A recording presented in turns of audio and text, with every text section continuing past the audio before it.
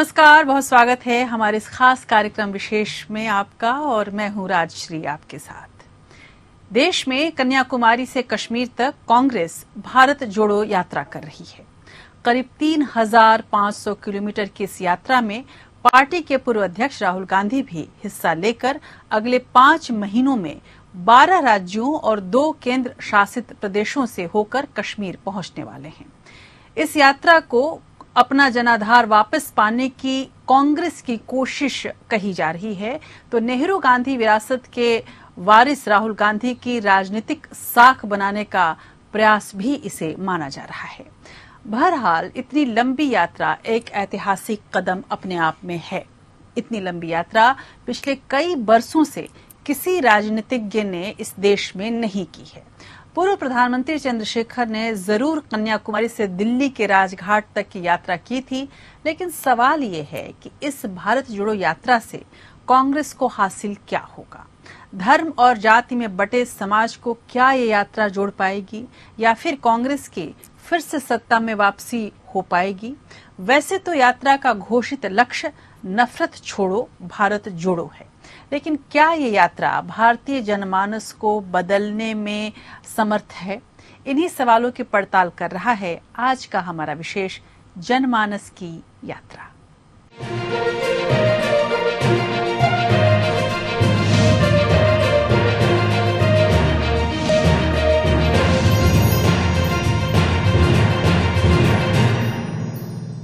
भारत जोड़ो यात्रा से कांग्रेस को काफी उम्मीदें हैं। तमिलनाडु में कन्याकुमारी से शुरू हुई इस यात्रा का विशेष आकर्षण है राहुल गांधी। भीड़ भी बहुत हद तक दिख रही है। पार्टी की कोशिश भी राहुल गांधी को भारतीय जनमानस में स्थापित करने की है। वहीं यात्रा को लेकर आलोचनाएं अपने आप शुरू हो चुकी हैं। दिलचस्प बात यह है कि भारत जोड़ो यात्रा की आलोचना के जरिए कांग्रेस को अपना विमर्श सामने लाने का मौका भी मिल रहा है। लेकिन कांग्रेस का राजनीतिक उद्देश्य कहां तक पूरा होगा, और कश्मीर से कन्याकुमारी के बजाय कन्याकुमारी से कश्मीर तक यात्रा क्यों की जा रही है? इन्हीं सारे सवालों की पड़ताल कर रही है हमारी ये रिपोर्ट।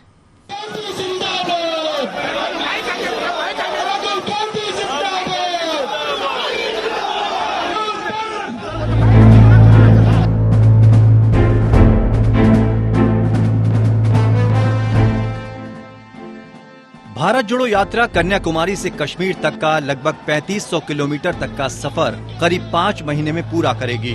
इस यात्रा में राहुल गांधी समेत करीब 119 पदयात्री हैं, तो कुछ अतिथि पदयात्री भी हैं। बाकी स्वेच्छा से शामिल होने वाले कांग्रेस कार्यकर्ता, नेता और सिविल सोसाइटी के प्रतिनिधि हैं। सवाल ये है कि कांग्रेस ने कश्मीर की बजाय यात्रा कन्याकुमारी से क्यों शुरू की, जबकि आमतौर पर भारत के मुकुट कश्मीर से समुद्र तट यानी कन्याकुमारी तक भारत माना जाता है। राहुल गांधी ने इस सवाल का जवाब अपने तरीके से दिया। राहुल गांधी कुछ भी कहें, लेकिन इसके राजनीतिक मायने कुछ और समझे जा रहे हैं। भारत जोड़ो यात्रा 12 राज्यों और 2 केंद्र शासित प्रदेशों से होकर गुजरेगी। इस रास्ते में करीब 371 लोकसभा सीटें हैं, जिनमें से 2019 के पिछले आम चुनाव में कांग्रेस को सिर्फ 37 सीटें मिली थीं। जाहिर है कि कांग्रेस इस रास्ते पर पड़ने वाली सीटों पर खुद को मजबूत करना चाहती है। दूसरी बात ये भी है कि उत्तर भारत में हिंदुत्व और बीजेपी की विभाजनकारी राजनीति के उभार की वजह से कांग्रेस के हुए सियासी नुकसान की भरपाई इन्हीं सीटों से हो सकती है। यहाँ कांग्रेस अब भी लोगों के दिलों में मौजूद है, लेकिन पार्टी के लगातार कमजोर होने के कारण ये सहानुभूति वोटों में तब्दील नहीं हो सकी। तमिलनाडु में AIADMK के कमजोर होने का फायदा मिल सकता है, तो केरल में कांग्रेस वाम मोर्चे के खिलाफ UDF गठबंधन बनाकर चुनाव लड़ रही है और कभी सत्ता तो कभी विपक्ष में प्रमुख पार्टी के रूप में अपनी जगह बनाए हुए है। तो वहीं कर्नाटक में अगले साल चुनाव होने हैं, जिसे बीजेपी ने हिंदुत्व की दक्षिण भारत की प्रयोगशाला बना दिया है। ऐसे में कांग्रेस भारत जोड़ो के जरिए अपनी सर्वसमावेशी राजनीति को चुनावी मुद्दा बनाने की फिराक में है। राहुल इस बीच कार्यकर्ताओं के साथ कंधे से कंधा मिलाकर चल रहे हैं, उनसे बातचीत कर रहे हैं, स्कूली बच्चों से भी बातचीत कर रहे हैं। उन्होंने एक बच्ची के सवाल और उसके जवाब के जरिए भारत को समझाने की कोशिश की। एक लड़की ने मुझे सवाल पूछा भारत जोड़ो का मतलब क्या है। तो मैंने उससे सवाल पूछा,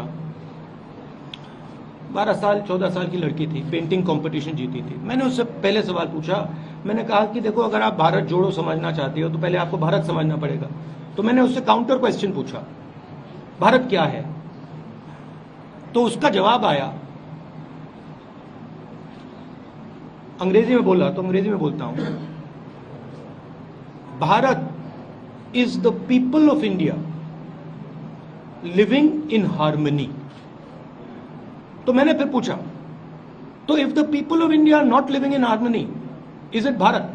She says no, that is not Bharat, that is something else। Rahul Gandhi और उनके साथ के पदयात्री अपनी पदयात्रा के दौरान कंटेनर्स में ही रुक रहे हैं। इनमें रहने के लिए खास तौर पर इंतजाम किए गए हैं। हालांकि इसे लग्जरी व्यवस्था बताकर कांग्रेस की वीआईपी संस्कृति को मुद्दा बनाने की कोशिशें हो रही हैं, तो दूसरे भी कई मुद्दे उठाए जा रहे हैं। राहुल गांधी की पहनी गई टी शर्ट को लेकर बीजेपी ने मुद्दा बनाया और उसे 41,000 रुपए की टी शर्ट बताया, जिसे लेकर राष्ट्रीय मीडिया में जमकर बहस हुई। भारत माता की, अभी जब राहुल बाबा भारत जोड़ो यात्रा लेकर निकले हैं, विदेशी जर्सी पहनकर, विदेशी टी शर्ट पहनकर भारत जोड़ने निकले हैं। मित्रों, मैं उनको और कांग्रेसियों को उनका संसद का भाषण का एक वाक्य याद कराता हूं, भारत राष्ट्र है ही नहीं।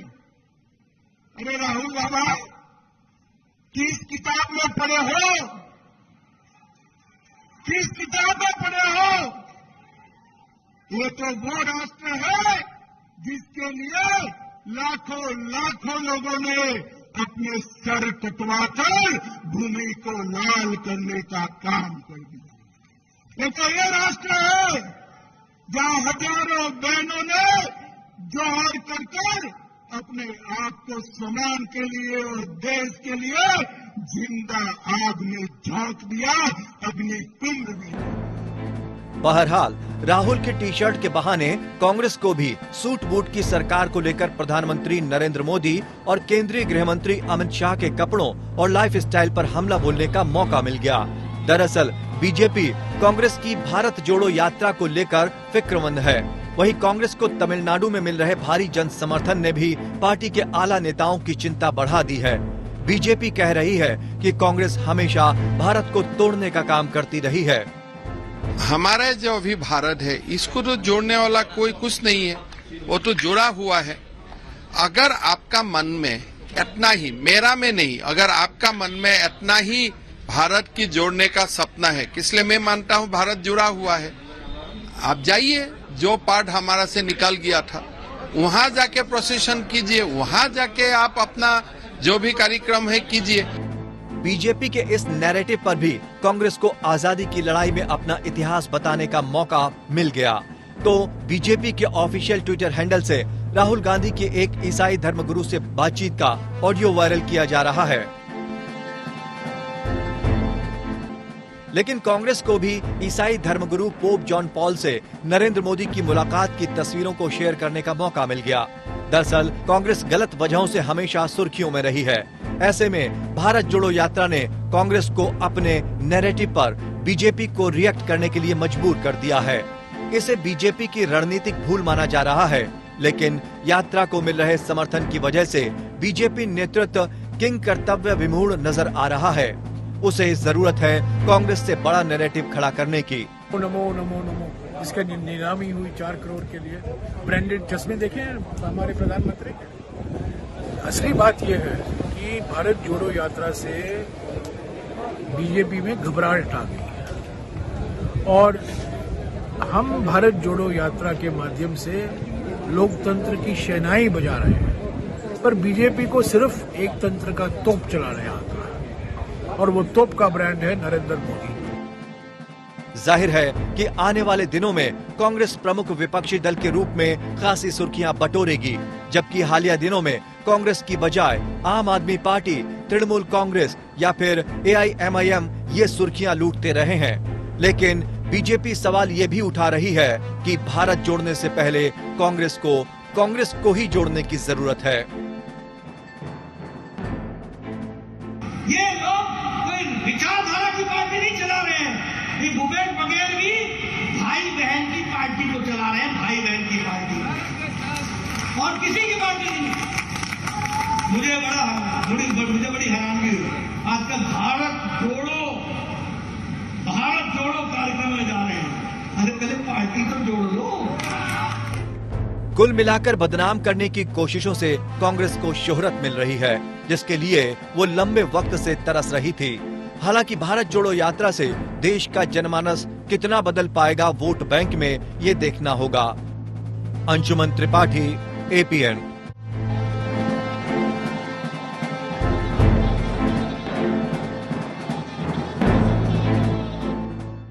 अब इसमें कोई संदेह नहीं कि भारत जोड़ो यात्रा से कांग्रेस की महत्वाकांक्षाएं भले ही पूरी न हो, लेकिन पार्टी के जनाधार का कुछ हद तक विस्तार होने की संभावना है। और सबसे बड़ी बात यह है कि इस यात्रा के जरिए राहुल गांधी की नेतृत्व क्षमता पर सवाल खड़े करने वालों को भी कांग्रेस अब जवाब देना चाहती है। ऐसे में राहुल गांधी की निजी राजनीतिक साख बढ़ाने में यात्रा मददगार साबित हो सकती है, ऐसा जानकारों का मानना है। लेकिन सबसे दिलचस्प पहलू ये है कि भारतीय जनता पार्टी का इस यात्रा का संज्ञान लेने और हमले जारी रखने का फायदा बीजेपी से ज्यादा कांग्रेस को मिलना तय है, क्योंकि भारतीय जनमानस सदैव कमजोर के साथ रहा है और संसदीय राजनीति का इतिहास साक्षी है कि भावनाओं के बल पर यहां चुनाव जीते जाते रहे हैं, चाहे इंदिरा गांधी हो, राजीव गांधी हो या 2014 और 2019 में भारतीय जनता पार्टी को मिली अपार सफलता हो। वैसे यात्राओं का इतिहास कोई नया नहीं है। इससे पहले भी भारतीय जनता पार्टी के वरिष्ठ नेता लालकृष्ण आडवाणी ने भी गुजरात से सोमनाथ तक 1990 में रथ यात्रा शुरू की थी। इस यात्रा का घोषित लक्ष्य तो राम मंदिर निर्माण आंदोलन था, लेकिन VP सिंह सरकार के मंडल कमीशन की सिफारिश लागू किए जाने के बाद भारतीय जनता पार्टी को भी अपना जनाधार खिसकने का अंदेशा हो गया था। यहीं से मंडल बनाम कमंडल की राजनीति शुरू हुई, जिसने आज की राजनीति का चेहरा बदल दिया। बीजेपी कहीं कहीं 50% वोटों तक पहुंच गई और कांग्रेस उत्तर भारत से क्रमिक रूप से लुप्त प्राय होने लगी। वहीं राजनीति में पिछड़ा वर्ग की राजनीति के आधार पर सभी पार्टियों की नीति, नियत और नेता तय होने लगे। आइए नजर डालते हैं आडवाणी की रथ यात्रा के राजनीतिक महत्व पर।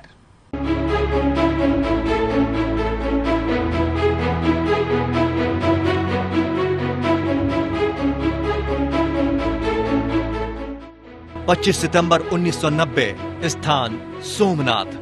जब बीजेपी के वरिष्ठ नेता लालकृष्ण आडवाणी ने सोमनाथ मंदिर में पूजा अर्चना के बाद अपनी रथ यात्रा शुरू की तो उन्हें यकीन नहीं था कि रथ यात्रा को इतनी सफलता मिलेगी।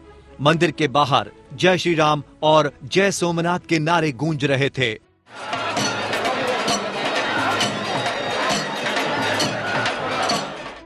इस यात्रा के संयोजक थे बीजेपी के दिवंगत नेता प्रमोद महाजन।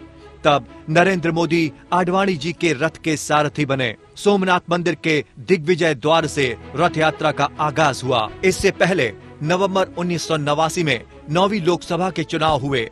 राजीव गांधी 1984 में जबरदस्त बहुमत के साथ सत्ता में आए थे। तब बीजेपी महज 2 सीटों में सिमट कर रह गई थी, लेकिन बोफोर्स घोटाले के कलंक ने उन्हें सत्ता से बेदखल कर दिया। जनता ने कांग्रेस को नकार दिया था, लेकिन असमंजस बरकरार था, लिहाजा किसी को बहुमत नहीं मिला। लेकिन बीजेपी 2 सीटों से 86 सीटों तक पहुंच गई। इस त्रिशंकु लोकसभा में जनता दल सबसे बड़े दल के रूप में उभरा। बीजेपी ने राम मंदिर के मसले पर उसे बाहर से समर्थन दिया और VP सिंह नए प्रधानमंत्री बने। मैं विश्वनाथ प्रताप सिंह सत्यनिष्ठा से प्रतिज्ञा करता हूँ कि विधि द्वारा स्थापित भारत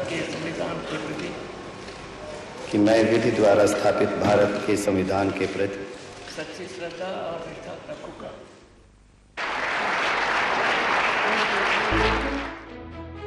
वीपी सिंह की सरकार ने वादा किया था कि सत्ता संभालने के 4 महीनों के भीतर राम मंदिर विवाद का समाधान खोज लिया जाएगा। लगभग 6 महीने बीत चुके थे, पर ना तो जनता सरकार की मंशा ऐसी दिख रही थी, ना इस बारे में स्थिति साफ हो पा रही थी। बीजेपी पर दबाव बढ़ रहा था।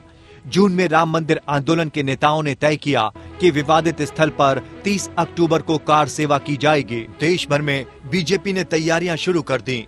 तब आडवाणी ने सोमनाथ से अयोध्या तक पदयात्रा की इच्छा जाहिर की, लेकिन प्रमोद महाजन ने रथ यात्रा की सलाह दी और कहा कि इससे आप करीब 12 राज्यों में राम मंदिर आंदोलन के लिए जन समर्थन जुटा सकेंगे। इसके बाद 25 सितंबर से शुरू होने वाली इस रथ यात्रा में 10,000 किलोमीटर की यात्रा तय कर सोमनाथ से अयोध्या पहुंचने का फैसला लिया गया। इस यात्रा के दौरान कई जगह हिंदू मुस्लिम तनाव देखा गया और मजहबी बैर की सियासत का उभार शुरू हो गया। इससे पहले जनता दल में पनप रही कलह और बीजेपी के राम मंदिर आंदोलन के दबाव को कम करने के लिए तत्कालीन प्रधानमंत्री वीपी सिंह ने एक ऐसी सियासी चाल चली जिसने देश की राजनीति का नक्शा ही बदल कर रख दिया। वीपी सिंह ने अगस्त 1990 में मंडल कमीशन की सिफारिश को लागू कर दिया था, जिसके बाद बीजेपी को सत्ता तक अपनी यात्रा के लिए भगवान राम का ही सहारा बचा हुआ था। आडवाणी की रथ यात्रा अक्टूबर में, जब बिहार के तत्कालीन मुख्यमंत्री लालू प्रसाद यादव ने उन्हें समस्तीपुर में गिरफ्तार कर लिया, तब वीपी सिंह सरकार को समर्थन दे रहे बीजेपी के 88 सांसदों ने समर्थन वापस ले लिया और वीपी सिंह को प्रधानमंत्री पद से त्याग पत्र देना पड़ा। बाद में लाल कृष्ण आडवाणी ने कई रथ यात्राएं निकाली, लेकिन कोई इतनी कारगर साबित नहीं हुई। 2011 में भी आडवाणी ने बिहार के सिताब दियारा से जब जन चेतना रथ यात्रा की थी, तब तत्कालीन मुख्यमंत्री नीतीश कुमार ने ही उनकी यात्रा को हरी झंडी दिखाई थी। जाहिर है कि सत्ता के लिए सिद्धांत हमेशा बदलते रहते हैं। कांग्रेस, भारत जोड़ो यात्रा और लाल कृष्ण आडवाणी की रथ यात्रा के मकसद अलग अलग बताती है। कांग्रेस के मुताबिक भारत जोड़ो यात्रा का मकसद देश को जोड़ना है और नफरत के माहौल को खत्म करना है। दोनों यात्राओं के मकसद एक दूसरे के खिलाफ हैं। अंशुमन त्रिपाठी, एपीएन।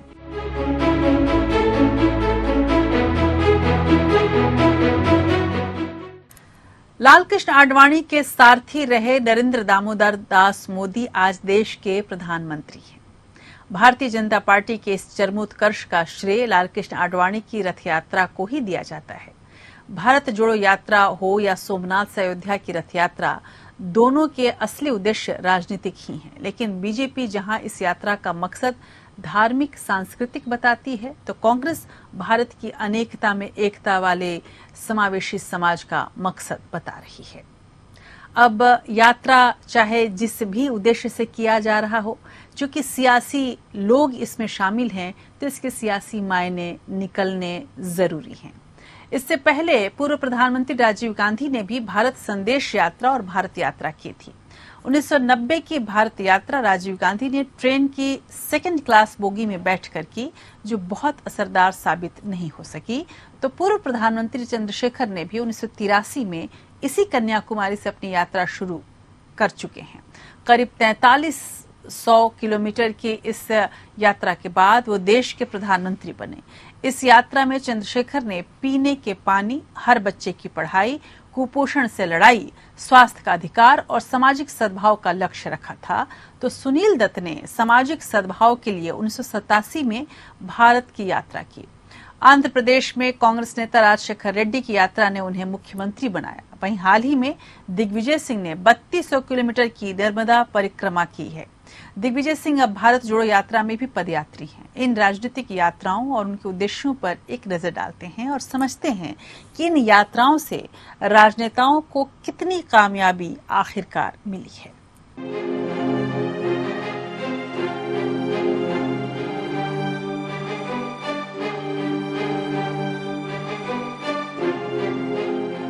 अगर पदयात्रा और रथ यात्राओं की बात की जाए तो आंध्र प्रदेश और तेलंगाना में राजनीतिक रथ यात्राएं शायद देश के किसी भी राज्य से ज्यादा की गईं। आंध्र प्रदेश के मौजूदा मुख्यमंत्री जगन मोहन रेड्डी ने अपने पिता की सियासी विरासत को पाने के लिए 2017 में 3000 किलोमीटर की पदयात्रा की थी। इसी यात्रा की बदौलत 14 महीने की अपनी चुनावी यात्रा के दौरान 3,648 किलोमीटर की सड़कें नापने वाले 46 साल के वाईएस जगनमोहन रेड्डी की गिनती आंध्र प्रदेश के बड़े नेताओं में होती है। अपने पिता वाईएस राजशेखर रेड्डी के निधन के बाद जगनमोहन रेड्डी ने आंध्र प्रदेश में ओदारपू यात्रा यानी सांत्वना यात्रा निकाली थी।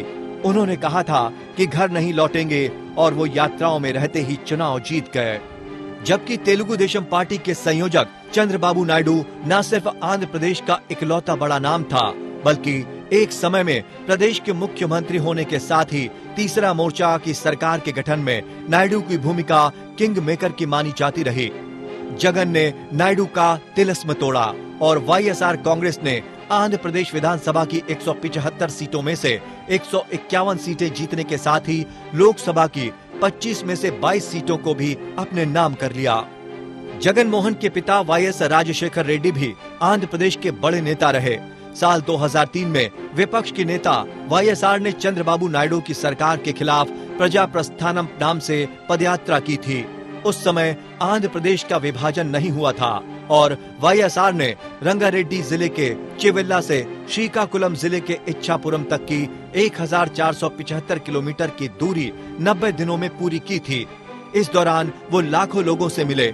बाद में 2009 में हेलीकॉप्टर दुर्घटना में मौत होने की खबर सुनकर प्रदेश में 100 से ज्यादा लोगों ने आत्महत्या कर ली थी। वहीं अगर रथ यात्रा की बात की जाए तो आंध्र प्रदेश में इसकी शुरुआत मशहूर फिल्म अभिनेता और तेलुगु देशम पार्टी के संस्थापक एनटी रामाराव से शुरू हुई। एनटी रामाराव ने 1983 में लड़े अपने पहले चुनाव के दौरान ओपन टॉप वैन का इस्तेमाल किया। उन्होंने विशाल जनसभा करने की बजाय रोड शो करते हुए प्रचार को बेहतर समझा और अपनी वैन को चैतन्य स्तंभ का नाम दिया। इस दौरान उन्होंने पूरा आंध्र प्रदेश नाप दिया और करीब 75,000 किलोमीटर की यात्रा की, जिससे उन्हें विधानसभा में प्रचंड जीत हासिल हुई। जब पदयात्रा की बात हो तो मशहूर फिल्म अभिनेता सुनील दत्त को भुलाया नहीं जा सकता। वहीं एक बस कंडक्टर से रेडियो सीलोन में अनाउंसर और मशहूर फिल्म अभिनेता बने सुनील दत्त 1984 में मशहूर वकील राम जेठमलानी को हराकर कांग्रेस सांसद बने।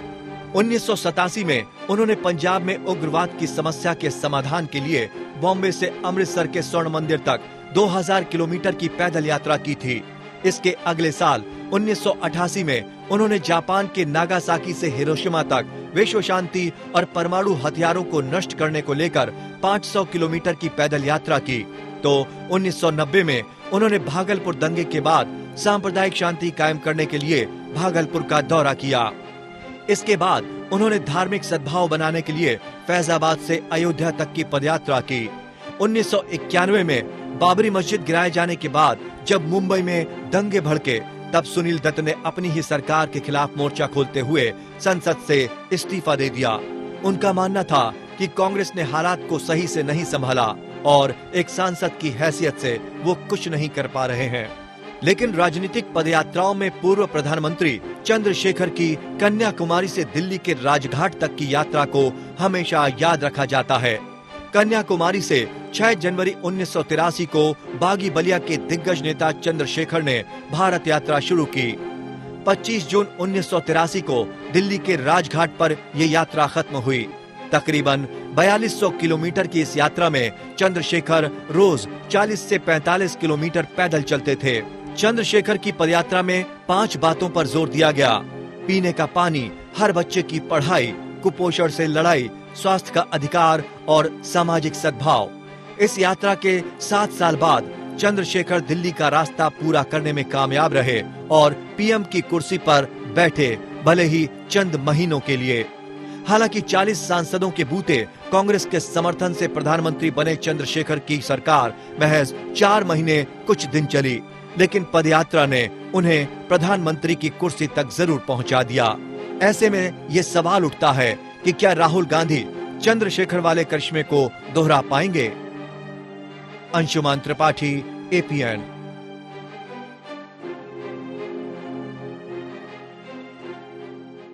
ये पदयात्राएं दरअसल भारतीय जनमानस की यात्रा है। राजनीतिक दलों को इन यात्राओं से देश की बहुलतावादी संस्कृति, समाज और अलग अलग धर्म, भाषा, वर्ग के लोगों की समस्याओं को समझने का मौका मिलता है, यदि वो समझना चाहें तो। लेकिन राजनीतिक उद्देश्यों को दिल में रखकर की गई इन यात्राओं से आम लोगों को कितना फायदा पहुंचा, ये जग जाहिर है। इसमें कोई संदेह नहीं कि देश की भोली, भावप्रवण, भावुक जनता अपने द्वार आए हाकिम को कभी निराश नहीं करती। लेकिन सबसे अहम वो यात्राएं हैं जो अराजनैतिक उद्देश्य से की गई हैं। महात्मा गांधी ने गोरी सरकार के दमनकारी कानून के खिलाफ 1930 में दांडी मार्च किया था। नमक कानून को तोड़ने के लिए साबरमती से समुद्र तट तक ये मार्च किया गया। तो मशहूर गांधीवादी नेता विनोबा भावे ने आजादी के बाद 50 के दशक में पूरे देश की यात्रा करके भूदान आंदोलन शुरू किया। ये यात्रा करीब 13 साल चली और विनोबा भावे ने 58,000 किलोमीटर तक की यात्रा की। वहीं बाबा आमटे ने भी कन्याकुमारी से कश्मीर और फिर कच्छ से कोहिमा तक की सामाजिक बदलाव के लिए यात्राएं की। ये वो यात्राएं थीं जिनका कोई राजनीतिक महत्वाकांक्षा नहीं थी, बल्कि आम जनमानस को समझने और उनकी स्थिति को सुधारने की एक कोशिश के रूप में जिसे देखी गई। किस तरह की इन यात्राओं का इतिहास रहा, आप देखिए। 72 वर्ष की उम्र में कन्याकुमारी से कश्मीर तक का दौरा किया। इस दौरान उन्होंने 3000 मील से अधिक दूरी की यात्रा की और लोगों को राष्ट्रीय एकजुटता के लिए प्रेरित किया। उन्होंने कोहिमा से गुजरात में कच्छ तक की यात्रा की, जब कुष्ठ रोगियों को घृणा से देखा जाता था। उन दिनों बाबा आमटे ने कुष्ठ रोगियों की सेवा को अपने जीवन का मकसद बना लिया। 1971 में पद्मश्री से सम्मानित बाबा आमटे ने कुष्ठ रोगियों की सेवा के लिए आनंदवन नामक संस्था की स्थापना की। उन्होंने गरीबों और बेसहारा लोगों को भी मदद मुहैया कराई। वन्य जीव संरक्षण से लेकर नर्मदा बचाओ आंदोलन में उनकी भूमिका के लिए उन्हें याद किया जाता है। वहीं मशहूर गांधीवादी आचार्य विनोबा भावे को आजाद भारत का पहला सत्याग्रही कहा जाता है। भारत रत्न और मैग्सेसे पुरस्कार से सम्मानित विनोबा भावे 1916 में महात्मा गांधी के संपर्क में आए। विनोबा भावे को 1940 में महात्मा गांधी जी ने व्यक्तिगत सत्याग्रह के प्रथम सत्याग्रही के तौर पर चुना। उनको गांव-गांव में युद्ध विरोधी तकरीरें करते हुए आगे बढ़ने का जिम्मा सौंपा गया। ब्रिटिश सरकार ने 21 अक्टूबर को विनोबा को गिरफ्तार किया। व्यक्तिगत सत्याग्रह का अर्थ ये है कि सामूहिक आंदोलन न करके व्यक्तिगत रूप से सरकार की नीतियों के खिलाफ सत्याग्रह किया जाना। विनोबा भावे के बाद जवाहरलाल नेहरू दूसरे व्यक्तिगत सत्याग्रही रहे। आजादी के बाद भी उन्होंने एक सत्याग्रही का जीवन जिया। उन्होंने भूदान आंदोलन और सर्वोदय आंदोलन की शुरुआत की। दरअसल आजादी के बाद भी देश में जमींदार प्रथा से गरीब किसानों को शोषण और दोहन होता रहा। रोकने के लिए बनाया गया कानून भी बेअसर साबित हो रहा था।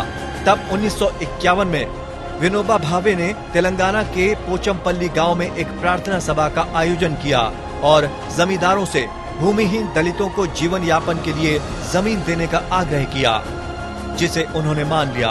अगले 7 सप्ताहों में उन्होंने तेलंगाना क्षेत्र के 200 गांव का दौरा किया और 12,000 एकड़ भूमि एकत्रित कर ली। इसके बाद उन्होंने पूरे देश में यात्रा कर सभी लोगों से अपनी भूमि का 7वां हिस्सा भूमि रहित और गरीब नागरिकों को देने का आग्रह किया। उनका ये आंदोलन पूरी तरह अहिंसात्मक और शांत था। इस आंदोलन में मिली जमीन और संपत्ति से उन्होंने 1000 गाँव में निर्धन जनता के रहने की व्यवस्था की, जिनमें से 175 गांव अकेले तमिलनाडु के थे। ये आंदोलन 13 सालों तक चलता रहा और उन्होंने करीब 58 किलोमीटर की यात्रा की। इस आंदोलन में विनोबा पूरे देश में घूमते रहे और गरीबों के लिए 44 लाख एकड़ भूमि दान के रूप में हासिल करने में सफलता हासिल की। इस आंदोलन के दौरान मिली हुई जमीन में से 13 लाख एकड़ जमीन को भूमिहीन किसानों में बांट दिया गया। उत्तर प्रदेश और बिहार में बड़े पैमाने पर भूदान हुआ। सरकार ने भूदान एक्ट भी पास करा दिया ताकि जमीन का व्यवस्थित बंटवारा हो सके।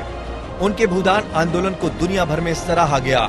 विनोबा भावे की प्रेरणा रहे महात्मा गांधी ने 92 बरस पहले 1940 में साबरमती से समुद्र तट के गांव दांडी तक 390 किलोमीटर की पदयात्रा की। 24 दिनों तक चली इस दांडी यात्रा में महात्मा गांधी हर दिन 16 से 19 किलोमीटर चले। इस साल अंग्रेजों ने नमक पर टैक्स लगा दिया था, जिसके विरोध में महात्मा गांधी अपने 76 सत्याग्रहियों के साथ 6 अप्रैल को दांडी पहुंचे और समुद्र तट पर नमक बनाकर कानून को तोड़ा। कानून भंग करने के बाद सत्याग्रहियों ने अंग्रेजों की लाठियां खाई थीं, परंतु पीछे नहीं मुड़े। इस आंदोलन में कई नेताओं को गिरफ्तार कर लिया गया। यह आंदोलन पूरे 1 वर्ष तक चला और 1931 को गांधी इरविन समझौते के साथ खत्म हुआ। भारत यात्रा की बात की जाए तो प्राचीन काल से ही देश भ्रमण को अहमियत दी जाती रही। इतिहास में महात्मा गौतम बुद्ध के भारत भ्रमण की जानकारी मिलती है। ईसा के 500 साल पहले जन्मे गौतम बुद्ध ने भारत के अलावा कश्मीर पार करके अफगानिस्तान तक यात्रा की और वर्तमान अफगानिस्तान के बामियान को बौद्ध धर्म की राजधानी बनाया गया।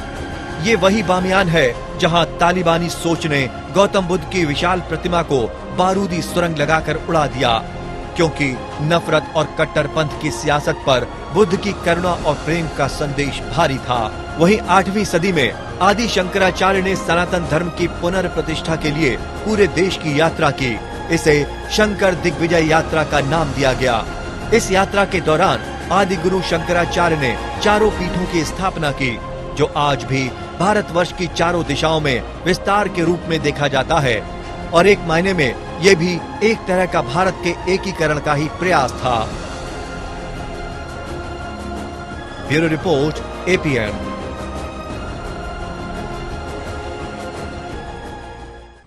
अब इसमें कोई संदेह नहीं कि भारत में की गई यात्राएं दरअसल भारतीय जनमानस की यात्रा है। इन्हीं यात्राओं ने सिद्धार्थ को बुद्ध बनाया, वर्धमान को महावीर बनाया, तो मोहनदास करमचंद गांधी को महात्मा गांधी बनाया। अगर विश्व पटल पर देखा जाए तो अमेरिका में अश्वेतों के मताधिकार के लिए मार्टिन लूथर किंग ने 1965 में पैदल मार्च किया और इस यात्रा ने अमेरिका को बदल कर रख दिया। जनमानस को समझने और उसका विश्वास अर्जित करने के लिए यात्रा सबसे ताकतवर माध्यम है। लेकिन सवाल ये है कि राजनीतिक दल सत्ता पाने के बाद इसी जनमानस की दिक्कतों, परेशानियों को दूर करने की बात तो दूर ही है, उनको उनके बुनियादी हक, संसाधनों पर बराबर का अधिकार दिलाने के बजाय जनता के शोषकों के हाथ की कठपुतली बनकर रह जाते हैं और यहीं से जनता के लिए दुर्भाग्य के द्वार खुल जाते हैं। हम उम्मीद करेंगे कि इन यात्राओं से, और कांग्रेस जो अब यात्रा कर रही है, जो राजनीतिक लक्ष्य साधने की कोशिश कर रही है, राजनीतिक लक्ष्य पता नहीं उसका कितना सद है, लेकिन इन यात्राओं से कांग्रेस के दिल में और खासकर राहुल गांधी जो महत्वाकांक्षी हैं, उनके हृदय में भी भारतीय जनमानस की असली पीड़ा को समझने की कुछ तो क्षमता ज्यादा बढ़ेगी। इसी उम्मीद में आज विशेष में इतना ही। नमस्कार।